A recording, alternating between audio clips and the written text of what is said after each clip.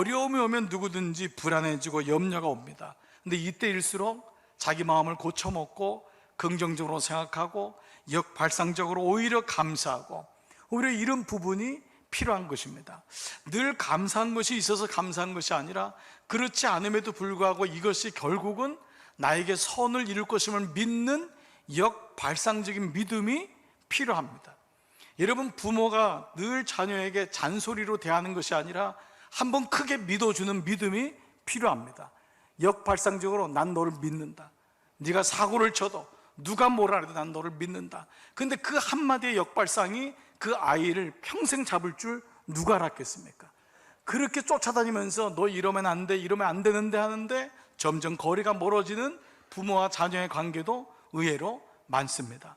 생각지 않은 일이 일어나는 거예요. 그래서 마음의 실력을 기르는 것도 대단히 중요하다는 거예요. 두 가지가 필요한데, 자, 시대 속에서 역발상의 생각과 가치, 사고, 그리고 이것을 가능하게 하는 탄탄한 기본기, 이 두 가지의 우리가 인식을 한번 가져보는 것입니다. 하박국서는 이스라엘 선지자였잖아요. 오늘 3장밖에 안 되지만 이 말씀은 우리가 알고 있는 구약의 모든 감사의 최고점이에요. 최고봉이 오늘 말씀이에요. 여러분 아시잖아요. 비록 이것도 없고 저것도 없고 저것도 없고 저것 다 없는데도 나는 여호와라 인하여 기뻐하고 나의 구원의 하나님으로 인하여 즐거워할지어다. 이 고백은 늘 감사절만 되면 고백하는 것인데, 우리가 한번 오늘 2020년의 상반기의 마지막 주간을 마치면서 지난 6개월은 우리 인생에서 가장 우울하고 우리 기업에서 가장 힘든 때였을지 몰라요. 교회적으로도 마찬가지고 개인적으로도 마찬가지일 수 있어요. 이때를 한번 터닝포인트, 전환점을 돌면서 우리 스스로를 보면서 나의 감사는 어디서부터, 내 감사의 조건은 무엇 때문이었는가, 우리의 믿음을 한번 보자는 거예요. 내가 하나님께 고마워요, 하나님 감사해요. 그 이유는 무엇 때문에, 그 조건이 무엇 때문이었는가. 하박국도 사실은 1장, 2장, 3장 오늘 나오기 전까지는 하나님 앞에 컴플레인 합니다. 하나님, 어떻게 이런 일이 있을 수 있어요? 어떻게 바벨론이 쳐들어와서 우리 이스라엘 민족을 이렇게 밟을 수 있어요? 우리 너무 지금 가난해서 사람을 잡아먹어야 돼요. 이런 일들이 지금 있었던 거예요. 그래서 그가 얼마나 힘들었든지 오늘 3장 16절 세 번역에는 이렇게 나와 있어요. 그 소리를 듣고 나의 창자가 뒤틀린다. 그 소리에 나의 입술이 떨린다. 나의 뼈가 속에서부터 썩어 들어간다. 나의 다리가 후들거린다. 얼마나 이게 힘들었으면 여러분 이런 표현을 씁니까? 여러분 인생 속에서 이런 표현을 썼던 분이 아마 계실지 모르겠어요. 어떤 소식을 듣고 창자가 뒤틀리고 입술이 떨리고 뼈가 속에서부터 썩어져 오고 나의 다리가 후들고, 이게 과장이 아닙니다. 얼마나 힘들었으면 우리가 이런 일을 경험하는 거예요. 사실은요, 그게 차이가 있을 뿐이지. 그런데 더 놀라운 게요, 16절에서 이 정도 얘기하면 좀 더 진행될 텐데 이 한 절에서 끝나요. 그리고 17절 되면 이내 마음을 정리해요. 그리고 여러분 오늘 이 하박국의 맨 마지막 보면 이 노래는 지휘자로 하여금 부르게 하려고 수금을 타는 노래라고 해요. 수금을, 자기가 수금을 타서 불렀던 노래라는 거예요. 그러니까 이 말이 뭐냐, 갑자기 하박국이 수금을 꺼내는 겁니다. 지금은 기타를 꺼내고 바이올린을 꺼내서 이걸 켜는 거예요. 그리고 하나님 앞에 찬양을 부르는 거예요. 지금 말도 안 되는 지금 이 환경 속에서 지금 그러고 있는 거예요. 그래서 제가 이 말씀 묵상하다 떠오른 이 영화가 타이타닉, 이런 마지막 장면 여러분 기억하시잖아요. 배가 다 무너지고 있는데 거기 바이올린 주자와 그의 친구들이 그 찬양 뭐예요? 네 줄을 가까이, 네 줄을 가까이, 예? 그거를 키잖아요. 소리가 들리세요 여러분? 이거 안 들리면 지금 주무시는 분이에요. 지금 네 줄을 가까이를 나를 조금만 더 살려고 막 아우성치고, 그 위에 돈 있는 사람은 돈 줘가지고 그 자리 들어가려고 애 뒤로 하고 지가 들어가려고 그 탐욕을 하고, 밑에 있는 사람은 또 너무 억울하다고 올라와서 살려고 하는데, 그때 거기서 딱 네 명이, 그 사람들은 목숨이 귀하지 않겠어요? 그 하나님을 바라보면서 자기가 할 수 있는 건 음악을 켜는 게 최고니까 거기서 네 줄을 가까이, 지금 막 부르고 싶어요. 막 마음. 그걸 키니까 사람들은 지나가는데도 그걸 듣고 있는 거예요. 그런데 이제 보면 눈치 보니까 자기들도 살려고 몇 명이 움직이는데 이 바이올린 그 친구가 멈추질 않는 거예요. 그러니까 다시 와서 물에 죽을 때까지, 수장될 때까지 그 바이올린을 키는 거잖아요. 근데 그때 장면이 하나 캡처됐던 거 여러분 아시죠? 그 노부부가 나갈 수 없으니까 침대에 누워가지고 손을 꼭 잡고 서로를 마주보면서 죽음을 기다리고 있는 그 장면, 얼마나 많은 사람에게 감동을 주었습니까? 근데 거기 나온 두 가지가 대상과 마음이 공통점이 있어요. 그 대상은 하나님이에요. 결국은 하나님밖에 없구나. 그리고 마지막은 감사했어요. 바이올린을 키는 사람도, 노부부도 지난 인생을 돌아오며 감사했을 거예요. 이 의미에서 본다면 하박국의 감사 기도는 정말 역설이 아닐 수가 없어요. 정말 역발상이에요. 어떻게 그 가운데 수금을 켜서 찬양을 하고 그 가운데서 이런 감사가 나오냔 말이에요. 근데 그 감사의 내용은 정말 더 역발상이에요. 자, 17절 여러분 이 감사를 보세요. 비록 무화과 나무가 무성하지 못하며 포도나무에 열매가 없으며 감람나무에 소출이 없으며 밭에 먹을 것이 없으며 우리의 양이 없으며 점점 더 커져요. 마지막에 뭐예요? 외양간에 소가 없을지라도. 이게 그의 감사의 조건이었던 거예요. 상황을 보면은 그야말로 우리의 눈으로 봐도 이건 감사할 수가 없어요. 절대 절망이에요. 근데 그는 자신의 이름의 뜻처럼 이 모든 상황을 포용해요. 포옹하고 안아줘요. 하박국이란 이 뜻은 동사가 히브리 말로 하박그에서 나오는데, 하박그란 말은 포옹하다, 안다라는 뜻을 가지고 있어요. 실제로 그는 이 모든 고난을 자기의 고난처럼 안고 그는 힘든 백성들을 위로합니다. 하나님께로 돌아가게 하는 일에 그는 사역을 하는 거예요. 그런데 성경학자들은 이 하박국이라는 이름이 그렇게 능동적으로 내가 안다, 포옹하다라는 뜻만 있지 않다는 거예요. 흥미롭게도 하박국이라는 이름이 단어가 이름으로 쓰여질 때는 수동태의 의미로도 쓰여진다는 거예요. 수동태 뭐예요? 우리가 볼 때는 하박국은 모든 이 어려움을 안는 사람인 줄 알았더니 그것이 아니라 먼저는 안기움을 받는 사람이었다. 그가 어떻게 안을 수 있었냔 말이에요. 그가 안기움을 받은 사람이기 때문에. 우리가 이런 말을 합니다. 사랑을 받은 사람이 사랑을 한다고. 내가 은혜를 받기 때문에 은혜를 나눠줄 수 있는 거예요. 그러니까 하박국은 어떻게 이런 난세에 이 어려울 때 이런 고백을 하면서 백성들에게 위로를 던질 수 있었는가? 그가 하나님께 위로를 받았던 사람이기 때문에, 하나님으로부터 안김을 경험했던 사람. 그래서 그가 하나님으로부터 포옹함을, 안김을 경험했기 때문에 그는 많은 사람들을 안을 수 있는 이 감사가 나올 수 있었다는 거예요. 그래서 이 말도 안 되는 감사의 근거가 무엇인지를 그는 명확하게 18절에서 이렇게 말씀하고 있어요. 18절, 나는 여호와로 말미암아 즐거하며 나의 구원의 하나님을 말미암아 기뻐하리로다. 자, 여기 똑같이 반복되는 단어가 뭐지요? 말미암아. 말미암다는 건 영어로도 because of, 무엇 때문에 그렇다는 거예요. 실제로 국어 대사전을 찾아보면은요, 말미암다는 어떤 현상이나 사물의 원인이나 이유가 되는 것, 어떤 현상이 무엇 때문에 이유가 되는 것, 이게 보편적인 뜻이고요. 또 하나의 뜻은 뭐냐 하면은 어디론가 결국 여러 곳을 거치지만 한 곳에 귀결되는 것, 이게 말미암는다는 거예요.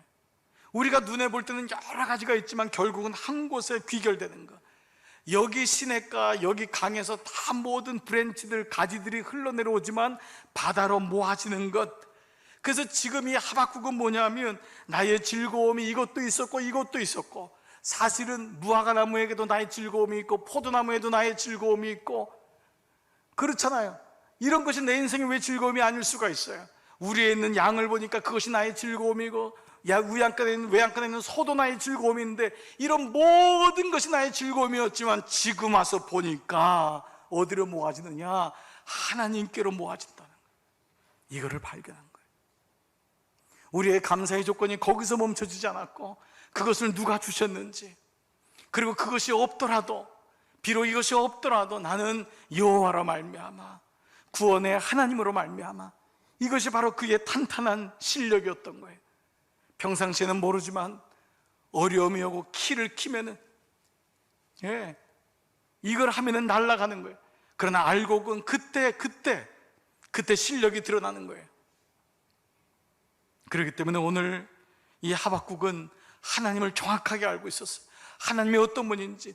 불평도 하고 원망도 하지만 결국은 하나님께로 돌아와야 기결돼요. 말미암아 어떻게 하나님을 알 수 있을까요? 어떻게 하박국은 하나님을 알 수 있었을까요? 여러분은 어떻게 하나님을 알 수 있습니까? 그래서 비록 그것이 안 되고 이것이 안 되고 내 건강도 잃어버리고 자녀도 안 되는 것 같지만 나는 그래도 하나님으로 인하여 기뻐하고 하나님으로 인하여 즐거워할 수 있습니다. 어떻게 이것이 되냔 말이에요. 두 가지입니다. 가장 크게 여러분이 잘 아시는 말씀과 기도입니다. 이건 모든 실력의 근원입니다. 말씀과 기도를 떠나서 어떻게 실력이 있을 수 있어요? 영적인 실력은 이 두 가지예요. 교회를 오랫동안 다녔냐? 이것은 영적 실력 아니에요. 내가 직분이 뭐냐? 이것도 솔직히 나는 나 자신을 아는 거예요. 이것도 나의 영적 실력은 될 수가 없어요. 결국 내가 말씀과 기도 속에서 내 자신을 볼 때에 나는 정말 하나님을 알고 있는가라는 것입니다. 그 첫 번째는 말씀 묵상입니다. 하나님을 알기 위해서 또 하나님의 뜻을 알게 되는 가장 놀라운 통로는 말씀 묵상입니다. 요즘 저희 형님이 그 예수님을 좀 이렇게 제대로 믿어보려고 하는 그런 마음이 있어요. 평신도시지만 제가 그걸 굉장히 귀하게 여깁니다. 그러면서 하는 말이 뭐냐 하면 말씀을 알아야 되겠구나. 저는 이게 너무 저에게는 신선하게 들리는 거예요.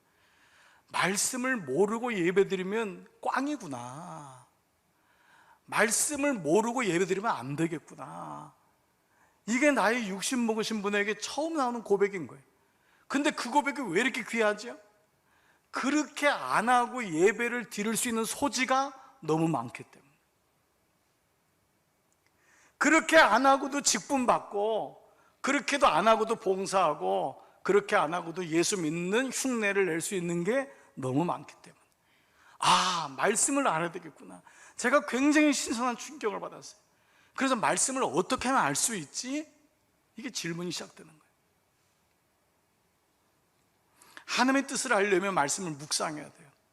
옛날에는 하나님의 음성을 들었지만 이제 이 말씀이 있기 때문에 이 말씀이 있는데도 우리가 말씀을 안 받다는 것은, 모른다는 것은 게으러진 거예요. 그냥 일주일에 한번 놔뒀다가 주일날 한번 오거나, 주일날조차도 우리는 말씀이 필요 없을 때도 많잖아요. 그래서 요즘 여러분들하고 이 매일 성경으로 계속 말씀을 하려고 하는 이유가 저도 여러분에게 속지 않고 여러분도 여러분 스스로 속지 말라는 거예요. 마지막 때까지 내가 붙잡을 건 말씀인데 이 세상의 홍수 같은 정보 속에서 어떻게 지혜와 지식을 얻을 수 있냔 말이에요. 이 말씀밖에 없잖아요. 아무리 아이가 좋은 대학에 간들 뭐예요? 이 말씀을 잊어버렸으면 그 대학 가는 게 무슨 수예요? 하버드가 1년에 10만 명씩 배출하는데. 여러분 생각해 보세요. 오늘 우리에게 좋은 대학이라고 하는 의미를 하나님의 눈으로 본다면은 과연 그것은 그렇게 즐겁고 그렇게 성공적인 것만은 아닙니다. 우리가 세상의 눈으로 보고 축하해주고 하지만은 오늘 정말 나에게는 말씀이 있냔 말이에요. 말씀이 모든 지식과 모든 지혜의 근본임을 기억한다면 말씀은 묵상해야 돼요. 말씀을 묵상한다는 건 말씀을 읽고 또 읽고 또 읽고 그 말씀을 묵상하고 그 말씀을 씹고 그 말씀을 곱씹고 그 말씀이 내 것으로 삼는, 바로 이럴 때 이 어려운 때에 하나님의 지혜와 통찰력이 우리 가운데 일어나는 것입니다. 그래서 이 기간이 오히려 하나님, 이 기간을 내가 말씀의 실력을 쌓는 시간을 갖겠습니다. 우리 교회적으로도 그래서 말씀의 묵상을, 실력을 쌓는 시간을 갖는 거예요. 왜요? 해야 되니까. 금요일 날에도 내가 성경으로 찾아보고 내 성경에 밑줄 좀 그어보고 동그라미도 쳐보고, 예수 믿고 30년 됐는데도 성경이 하얘요. 성경 못 찾아. 어딘지. 지금 하박국 찾고 있는데 지금 호박국이 어딨나 이러고 찾고 있어. 그러니 뭐라 옆에 있는 분이 내 성경에 있는 거 보니까 당신 것도 있을 거야. 이게 이러면 안 돼요. 정말. 그 우리가 하나하나 자수하여 광명찾. 그래서 말씀을 읽는 거예요. 여러분 1부 2부 때도 말씀드렸는데요, 우리 이거 말씀 가지고 공부하는 거 2달 동안 금요일날 성령 집회 때 연습하고 주일날로 갈 겁니다. 주일날 말씀을 듣고 제 마음속에 어떤 하나님의 음성이 있냐 하면, 속지 말아라. 설교 다 듣는 것도 아니고 들었다고 그대로 사는 거 아니다. 목사님 설교 말씀 좋았어요. 속지 말아라. 그 말씀 좋은 거하고 말씀대로 살아가는 건 달라요. 제 스스로도 속으면 안 되겠더라고요. 내가 너무 말씀을 잘 준비하고 이것도 의미가 없어요. 여러분, 이게 외람된 말씀인 것 같지만, 왜냐하면 말씀이 내 것이 되는 게 제가 여러분에게 해드릴 숙제더라고요. 여러분이 말씀을 가지고 살 수 있도록, 말씀을 가지고 생활 속에 갈 수 있도록, 자녀를 기르는데 이 말씀을 가지고 적용할 수 있도록 하는 것이지, 주일날 와가지고 오늘 설교 좋았어, 그것이 아니라는 거예요. 그래서 우리가 다시 시작해보는 거예요. 말씀 묵상. 아멘. 네, 그래서 우리가 요번 시간이, 코로나의 이 시간이 우리에게는 기회예요.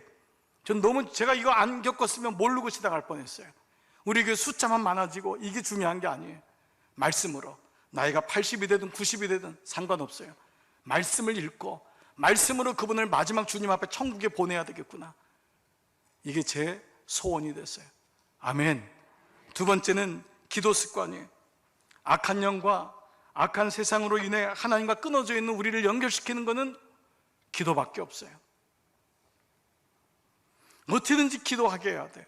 힘들어도 어려워도. 그래서 하루에 3번 구상구 기도, 여러분 이게 만만치 않은 걸 아실 거예요. 근데 기도 중에 가장 풍성한 기도가 뭐냐? 바로 말씀 기도예요. 그 말씀이 내 안에 자꾸 차고 넘쳐서 그 말씀으로 하는 기도. 왜냐하면 하나님은 약속의 하나님이기 때문에. 말씀은 약속이거든요. 올드 테스트먼트, 오래된 말씀 약속, 뉴 테스트먼트, 새로운 약속. 이 약속의 말씀을 내가 근거로 해서 기도하는 것과 그냥 내 소원만을 아뢰는 것은 달라요. 자녀 잘 되게 해주세요, 이거는요 무당들도 기도해요. 하나님 모르는 사람도 기도해요. 말씀을 붙잡고 하나님의 음성을 듣고 하나님 약속을 붙잡고 기도할 때 기도가 성숙하게 되고, 그 기도를 통해서 하나님의 마음을 움직이는 기쁨이 되는 기도를 할 수 있는 것입니다. 그렇기 때문에 다시 우리는 기도를 통해서 하나님이 나의 아버지이심을 다시 깨닫게 되는 거예요. 언제 기도할 때 하나님이 나의 아버지이심을. 말씀과 기도는 하나님과 나를 연결시켜 주십니다. 예수님이 요한복음 15장 15절에서 제자들이 자기를 흩을 줄 알고 이런 말씀을 하셨어요. 나는 포도나무여 너희는 가지니, 나는 포도나무여 너희는 가지니, 그가 내 안에 내가 그 안에. 그분이 내 안에 있고 내가 그분 안에 있으면 사람이 열매를 많이 맺느니, 나를 떠나서는 너희가 아무도 할 수 없다. 나를 떠나서는. 그래서 제가 이걸 다시 여러분에게 보여드리는 거예요. 여러분 요즘 수화 중에서 이 수화가 기가 막힌 수화예요. 여러분 이 수화, 여러분 한번 이걸 한번 해보세요. 이 손가락을 서로, 이 수화, 이게 뭐냐? 당신과 나는 친구다, 떨어질 수 없다, 이겁니다. 이걸 제가 지난 한 주간 동안 몇 번이나 하면서, 기가 막힌 수화구나, 하나님과 나는 떨어질 수가 없구나, 이거를 연결시켜주는 것, 이게 연결고리구나. 우리는 이 어려운, 이제는 접촉이 불가능하고 언택의 시대 속에서 연결시켜주는 이 고리, 말씀과 기도 한 사람만이 이 코로나를 통과합니다. 보십시오. 여러분 자녀들 이거 없으면 제가 아무리 오라 해도 다 떨어져 나갑니다. 그래서 여러분 정말 경각하고 깨어 있으셔야 돼요. 그동안 공들였던 거 떨어지면은 다 풀려나가는 것입니다. 연결되어 있음을 기억하셔야 돼요. 마지막 연결됐을 때, 고난이 올 때는 연결된 사람만이 마지막 남아요. 그렇지 않으면 결국 그게 편한 것 같지만 나중엔 하나님 잃고 다 잃습니다. 그래서 우리가 깨어있는 것입니다. 오늘 본문의 결론이 무엇이에요? 19절, 주 여호와는 나의 힘이시라, 나의 발을 사슴과 같게 하사 나를 나의 높은 곳으로 다니게 하시리라. 이 말씀이 이미 묵상된 분도 있겠지만, 하박국의 마지막 기도가 뭐냐 하면은, 감사가 뭐냐? 주님, 내 발을 사슴과 같게 해주십시오. 그래서 높은 곳으로 올라가 다니게 해주십시오. 이 말이 좀 이상하지 않습니까? 왜 내 발을 사슴과 같게 해서? 그러니까 우리가 이 말씀을 이해하려면 이스라엘 사람들이 알고 있는 사슴에 대한 생각입니다. 우리가 알고 있는 사슴은 어떤 정원이나 혹은 어떤 뭐 이렇게 예쁜 꽃사슴 이런 거를 연상하지만, 그것이 아닙니다. 이스라엘은 그런 평지가 별로 없습니다. 대부분 산입니다. 그 산의 높은 곳, 절벽을 올라다니고 있는 그 사슴. 그래서 여기도 영어가 디어가 아니라 하인드입니다. 그건 바로 암컷 사슴인데 바로 야생 사슴입니다. 사냥에 가까운 것입니다. 바로 이 모습이에요. 뭔가 바위틈에서 뭔가를 먹는 거예요. 이끼를 먹을까요? 풀을 먹을까요? 밑에 풀은 밑에 있잖아요. 그 이유가 뭐예요? 소금을 먹는 거였어요. 소금을 먹으려고 저 높은 데 올라가는 것입니다. 저 옛날에 저희가 바다에 잠겼던 곳인데 이제는 밑이 되면서 저 위에 소금기가 남아있는 거예요. 소금이 있기 때문에 저 소금이 저들에게는 생존인 거예요. 안 먹으면 죽는 거예요. 그래서 아비가 저 소금을 먹고 내려와서 밑에 있는 산에 올라가지 못하는 새끼에게 소금을 전달해 주는 거예요. 지금 무슨 의미죠? 생존의 문제인 거예요. 내가 높이 올라가지 않으면 살 수가 없습니다. 이 땅에 있는 이상은 나는 온전하게 살 수가 없음을 고백하면서 바로 그러한 마음을 가지고 하나님을 찾는 하박국의 마음이 나의 발을 사슴과 같이 하사 내가 그 높은 곳에 올라가서 하나님을 만나게 하소서. 바로 이것입니다. 그래야 세상의 유혹을 이길 수 있기 때문에, 그래야 세상의 어떤 것과도 비교할 수 없는 기쁨과 만족을 누릴 수 있기 때문에 오늘 이 하박국은 이 기도를 드리고 있는 것입니다. 여러분, 언제 세상에 대한 갈증과 아쉬움이 사라질까요? 높은 곳에 올라갈 때입니다. 왜 우리에게 두려움이 오느냐? 낮은 곳에 있기 때문에 그렇습니다. 높은 곳에 올라가야 돼요. 이것이 여러분 우리가 여기 모인 이유입니다. 높은 곳에 올라가지 않으면 밑에서는 늘 붙잡고 사는 거예요. 낮은 곳에 있지 마십시오. 얕은 곳에 머물지 마십시오.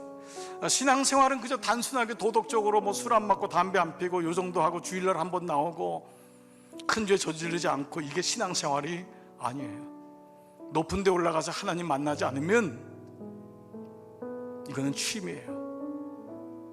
취미가 될 수 있는 가능성이 많아요. 일주일에 한번 나와서 좋아하는 사람이랑 만나서 커피 한잔 마시고 충분히 그렇게 될 수 있어요.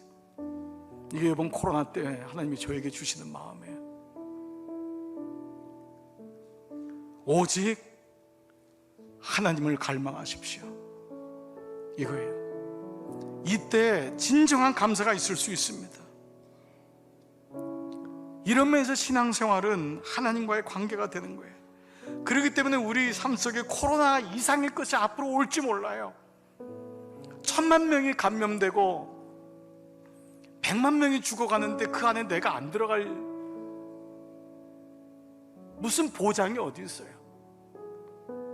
지금 이 교회 저 교회 어느 곳에 다 터지는데 그게 잘못된 문제가 아니라 복골복의 문제 아니에요. 사실은요. 누가 지금 감염을 안 해서 터지는 게 아니라 누가 하면 확진자 오면은 어느 가정에 어느 누구한테 안 갈 수가 어디 있겠어요. 어느 어르신이라고 몸을 지금 다스리지 않고 조심하지 않으시겠어요. 이게 팬데믹이라는 건 모든 사람에게 원하든 원하지 않든 올 수밖에 없다는 거예요. 철없는 젊은이들 빼놓고 말해. 그렇게 준비를 하고 보호를 했는데도 안 되는 거예요.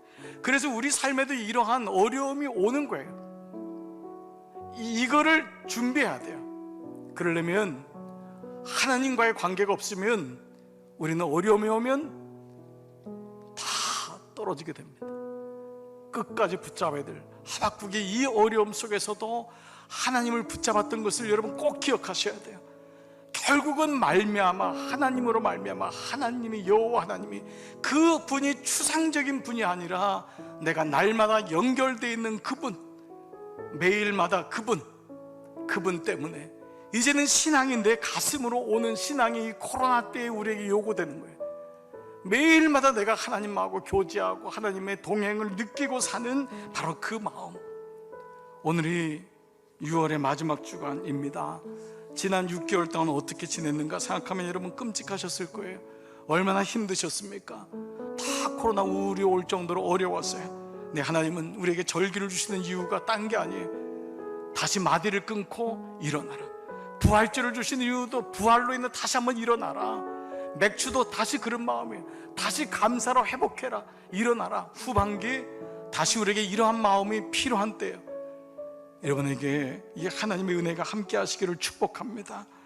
고난은 오히려 우리를 바라보는 최고의 감사가 되고 생각지 못한 인사이트와 지혜를 구할 수 있는 분명히 때가 될 것입니다. 우리는 최선을 다하여 이 고난을 이겨나갈 것입니다. 그러나 그 근본 실력은, 근본 기본기는 하나님께 있음을 잊지 말고 우리 교회적으로나 가정적으로 이때일수록 믿음에, 꼭 말씀에, 기도에 이 실력을 쌓는 이 기간 되기를 주의 이름으로 축복합니다.